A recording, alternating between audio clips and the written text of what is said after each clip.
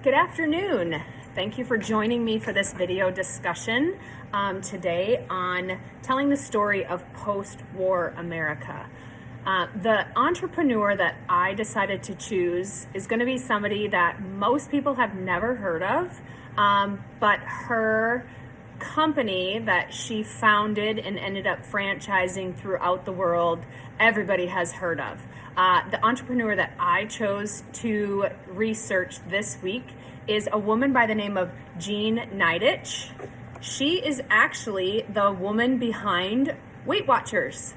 So Weight Watchers actually was founded in 1963 officially. That is when the name was incorporated and they did come up with this company. However, in 1961, Jean Nidetch and a group of friends decided to have their first meeting where they got together and discussed eating habits and problems they were all experiencing. Now, in her lifetime, she was a housewife, but she also was involved at the Internal Revenue Service where she met her husband, but she struggled with her weight her entire life. But one thing that she had that women did not discuss until they found that discussing it in a group setting was that they were all a support group for each other where they could tell their secrets about their eating habits and have accountability and have a group that kept each other in check and supported each other. And that is this model that Weight Watchers still uses today. Now in 1961 was the first group meeting that Jean and her group of friends met at in her apartment in Queens. And from there, Weight Watchers grew exponentially that we have seen. In 1963 is when we see Weight Watchers really take off.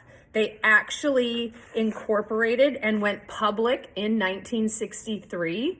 And this is when they followed the franchise model that Gillette had, and it was called the Razor and Blades franchise model. And this is when we start seeing franchises of Weight Watchers start exploding across, especially the United States, and then across the world.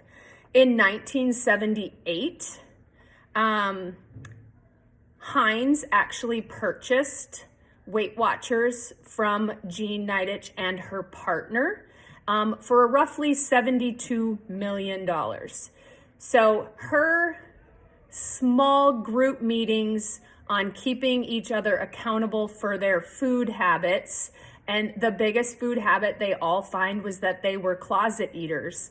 They ate in secret and they all had something that they would binge eat and keep secret from everybody. They would say, yes, we're following, the diet that a doctor has given us. However, they were all secret closet eaters. And by following this plan in a group setting and using a food journal, they were held more accountable for what they were expected. And the diet did end up seeing that it worked.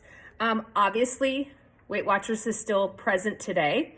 Jean stepped down from the company actually in 1973, but she still was seen as in their PR department and was seen as the face of Weight Watchers. So her franchise model was very interesting. You could buy into the company for a small fee. You could buy the franchise model for a small fee, and then a 10% royalty was paid to Weight Watchers Corporation each year, and that is how Weight Watchers wanted their franchise fees to be paid. So you initially paid for a small trademark fee, and then every year you paid 10% of the royalties back to Weight Watchers to be a franchisee. So ultimately, we have a housewife that goes from struggling with her weight her entire life to going to a diet center, realizing that she is not going to follow this plan and that her friends have some of the same issues. They get together and start meetings, and by 1963, we see hundreds of Weight Watcher franchises exploding across the world. Thank you.